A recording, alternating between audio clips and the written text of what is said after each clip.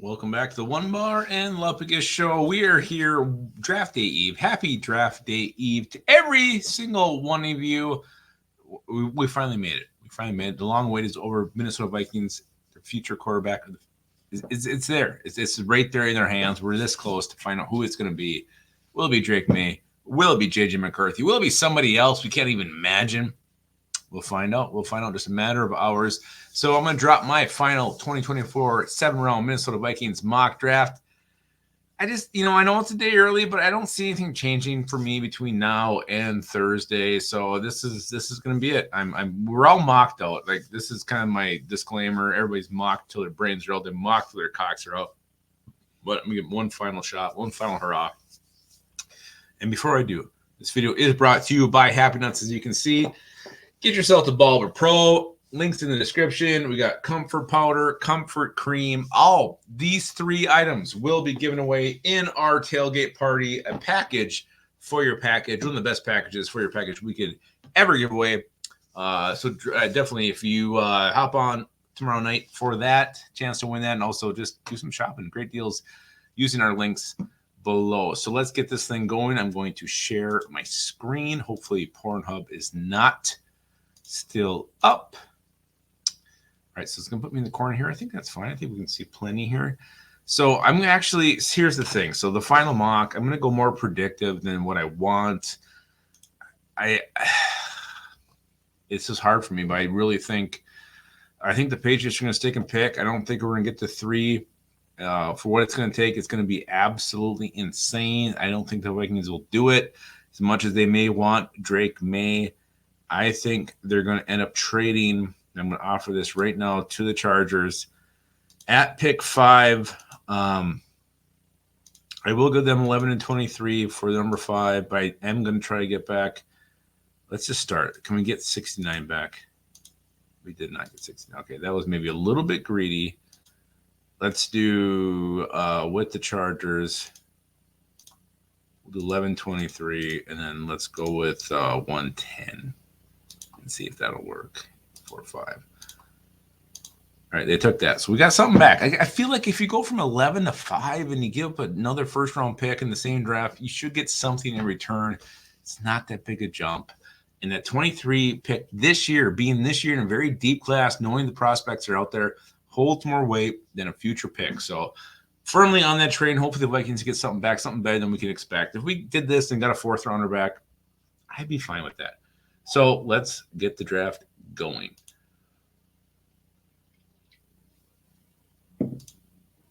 So we're not going to take a trade here, but let's just see how the draft unfolded. So Caleb Williams, Jaden Daniels, Drake May. I think everybody expects that if the Cardinals actually stuck and picked and took Malik Neighbors over Marvin Harrison Jr., I know it's not crazy, it's not outrageous, but I would be shocked. I think you take fucking Marvin Harrison Jr., the bloodlines, the elite talent. I don't know how you pass on a guy like that. You take him. So that would be shocking to me. But the Vikings picking 5, they're going to take JJ McCarthy, the quarterback of the future. Yeah, is it risky? Absolutely, it's risky. And he was never asked to be the dude, but he's got a lot of things you got to love about him. Strong arm, throws over the middle, can use his legs, throws very accurately on the run.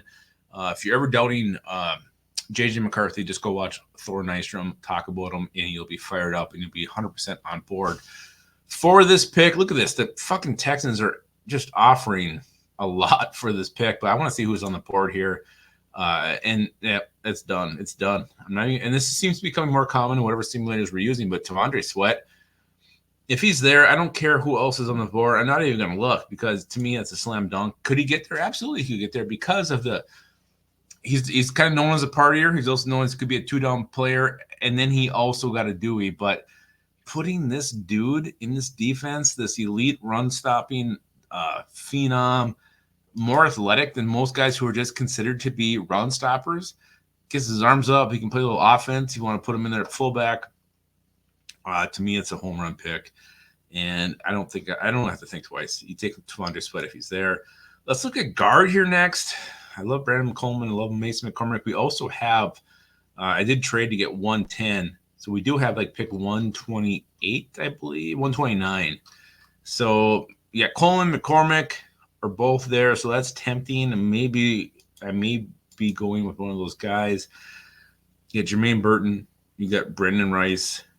Javon Baker is there too. Ooh, boy. Center, Bortolini, Norzad, Limmer. What we got for D tackle? If we look at more of a straight up defensive end, Wingo, Davis, Jefferson, Randall.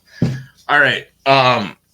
I'm feeling pretty good that I can get a receiver that I'm in love with my next pick. And one of these 5 guys is going to be there. And I like them all very much. And you got Taj Washington as well there. So I'm actually going to go guard here. And I'm going to go Brandon Coleman. I'm a big Brandon Coleman guy. So I think you can come in and push Blake Brandel to be your starting left guard. So I'm going to go there, and I'm going to see. I'm not even going to look at what's offered to me here because I'm going to take a receiver. And Brendan Rice is still there. Javon Baker is still there. Holy shit.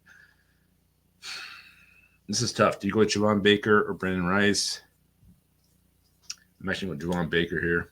I think he's got a little something special to him. And I know it's hard to go against bloodline, especially when it's Jerry Rice's kid, but I did it. That's what I did.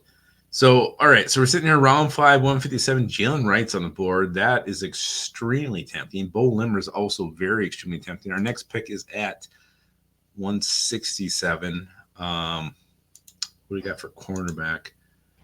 Okay, cornerback is picked pretty damn clean right now. So that's disgusting. Let's look at running back. Let's go with Jalen Wright from Tennessee. I'm actually shocked he's still available at this point. I thought he'd be long gone. So let's go to a corner now. Ugh, yuck. Disgusting. Let's go back to D tackle. Gabe Hall's there. Christian Boyd is there. I mean, so we took T'Vondre Sweat, who's more of your nose, which I think Christian Boyd, if you take T'Vondre Sweat, I doubt you're also taking Christian Boyd because I feel like he's more of a nose.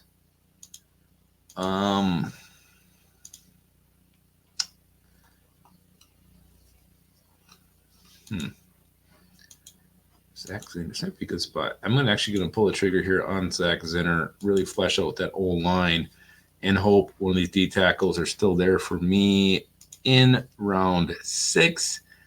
And they are Keith Randolph Jr. and Gabe Hall. I know most have Gabe Hall as a nose, but he's actually pretty slim. He's like 6'6", and he's like 290, which actually is a pretty slim frame. So I'm going to go Gabe Hall here, hoping he can play 5-tech for me. So I like that pick quite a bit. And we're at 230 now. We got 2 picks left. Let's just see who we have taken here. My picks. We got McCarthy, Sweat, Coleman, Baker, Jalen Wright, Zach Zinner, and Gabe Hall. So we got double dipped on the O-line, double dipped at D-line. Let's look at some deeper needs. Inside linebacker. Nobody jumping on at me there. Those are all fairly disgusting. Is there a deeper edge that I like? I do like Nelson Caesar. Brandon McGregor's not bad. Jalen Harrell, so you got some options there. Grayson Murphy. So that's not horrible. I still don't have a corner yet. And Miles Harden actually is kind of intriguing from South Dakota. I like the way he plays. Storm Duck is a cool name. So that's okay. What the fuck? Okay, Kamal Haddon should not be on the board there. The fact that he is, I don't care if it makes sense or not. I'm going to take him. He's big. He's got like a safety frame, long arms. The dude's going to go higher. I can't believe PFN still has him available. So let's just go best available. Some good names here I actually really like. McLaughlin from Arizona, Dallin Hooker from Colorado State, Joanne Briggs, another big guy, Dylan McMahon. I mean, those are all guys I would have took a couple rounds earlier. Miles Harden's on the board. Drake Nugent's there. So Josh Cephas. Oh, fuck. So, I mean, there's a handful of players I like here. Looking at the positions we have not yet addressed. I mean, tight end is definitely one. Josh, I'm sorry. I'm going Josh Cephas. I love Josh Cephas. Big target, catches everything thrown to him. You got Javon Baker, Josh Cephas. One of those guys is going to probably pan out. I don't think Sherfield is 100% going to make this team.